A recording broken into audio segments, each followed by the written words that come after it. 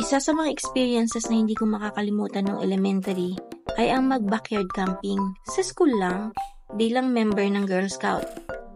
Pero bago natin yan pag-usapan, welcome back sa ating YouTube channel, mga ka-90s.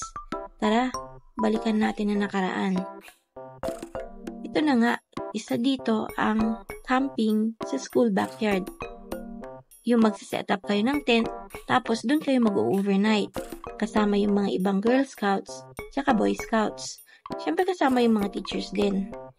Yung tipong isang linggo pa lang, bago ang camping, excited ka na yung hindi ka na makatulog sa excitement. Siyempre, tanong ka na din ng tanong ng baon mo. Ma, may baon na ako sa camping? Sa Biyernes pa yun ah. Tagal pa. Ma, anong baon ko sa camping? Wala pa. Kasi nga, sa Biyernes pa yun. Papapanis yun. Ma, may baon na ako sa camping? Ang kulit mo namang bata ka. Tagal-tagal pa yun eh. Huwag kang makulit.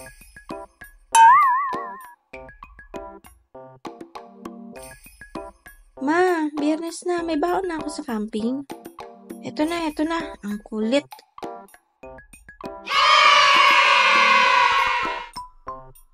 Siyempre, ibibida natin yung mga baon natin. Anong baon nyo? Ito sa akin. Ito naman sa akin. Ito naman sa akin. Wow! Pengi ako niyan ah. Ayoko nga. Damot po naman. Palit tayo. Sige. Ako din. Nom. At inubos na nga agad ang pagkain.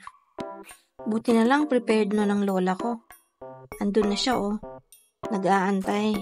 Kasi alam niyang uubusin ko agad yung pagkain ko. Ma, ubos na yung pagkain ko.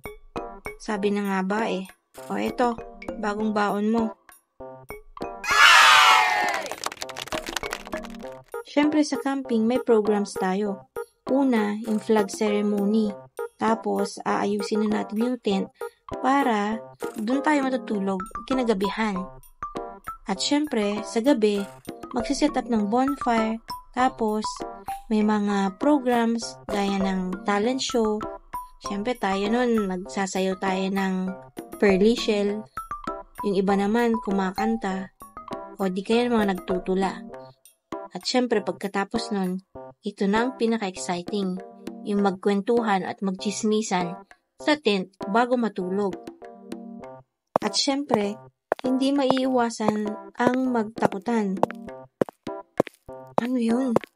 Bakit parang may naglalakad sa labas? Tingnan mo nga. Ikaw na kasi. Ikaw na. Sige, ako sisilip. Natatakot ako. Samahan mo ako sa labas. Tara, tingnan natin. Multo!